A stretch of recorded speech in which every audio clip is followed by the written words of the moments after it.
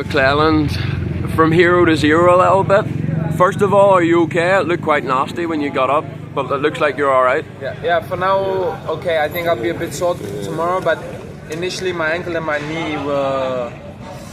I had a bit of stress, let's say. I didn't think they were going to be okay, but after some time it got better. And then I could finish the moto, and now I'm alright, just a bit pain in the knee.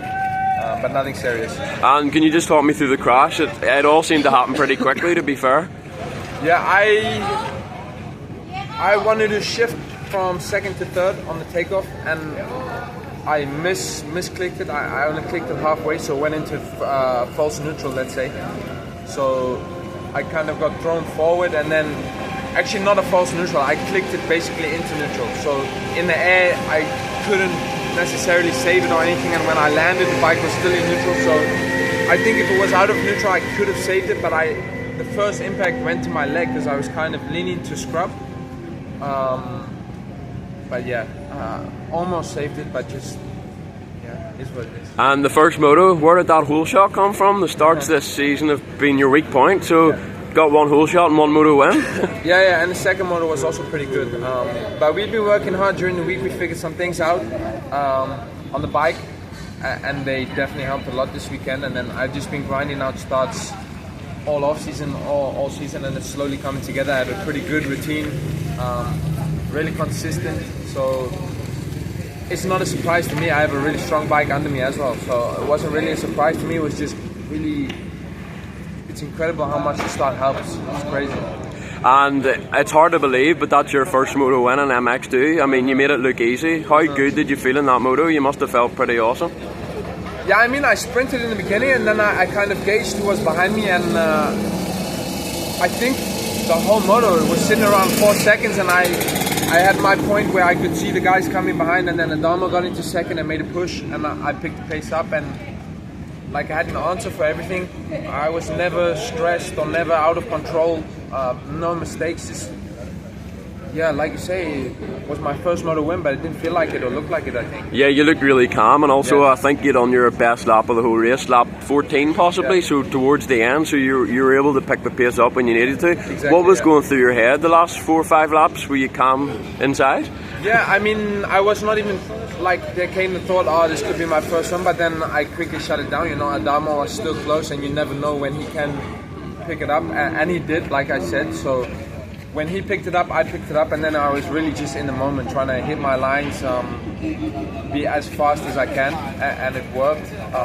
Last lap I could slack off a bit and bring it home, but really from lap 1 until the second last lap I was locked in.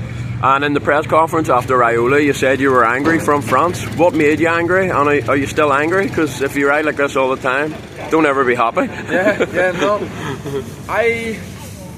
I've been struggling with the bike, and then the potential's been there, and I haven't really been able to, thank you, like show it, you know, and everything's been there, and I knew it. So that was frustrating. And then the weekend in Riola, what actually pissed me off was like a mistake during the moto, and Adamo was behind me revving all moto. I was like, dude, come on, like, shut up. So that got me going. Then I made the mistake, he passed me, and then I was even more pissed off. And then I really started to ride well. Caught Kai at the end. Second moto also, I came in super confident. Physically, I think I'm really good right now. And also, I felt like I had a point to prove. You know, I think people, especially the guys I'm racing against, they count me out a lot. They see the number 8 and they think, you know, it's Camden, it's no problem. And I feel it also, and that's been pissing me off. And also this weekend, after Riola, Andreas said in the press conference, Camden joins the party when it's a sand race. So I was like, buddy, we'll see about that. And then first moto, I saw him behind me. I was like, this man is not passing me, ain't no way. And he didn't come close. So hardpack, sand, slick, dry, whatever it is, I'm there. And I join the party anywhere. And that's what pissed me off this weekend, was thinking that I'm only there for the sand. And just on Triumph, obviously last year on paper you were probably the number 2 rider behind Mikael.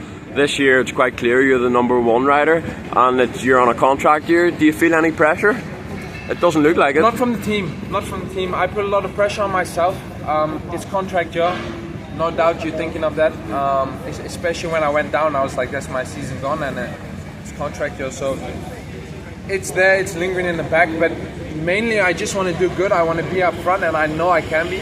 And like I said, at the moment, I'm taken for a joke a little bit, and I know I have everything. I know I have the size, the fitness, the bike to be there. I just haven't been able to put it all together. But now, this weekend, we didn't make a single change on the bike, where if you compare to France or Cosa, what we started with to the end of the weekend, the amount of changes we made has been crazy. So now that we've figured the package out, everything's there, I'm feeling confident. I walk the line, I think, fuck these guys, I'm there to win, get bonus money and go home.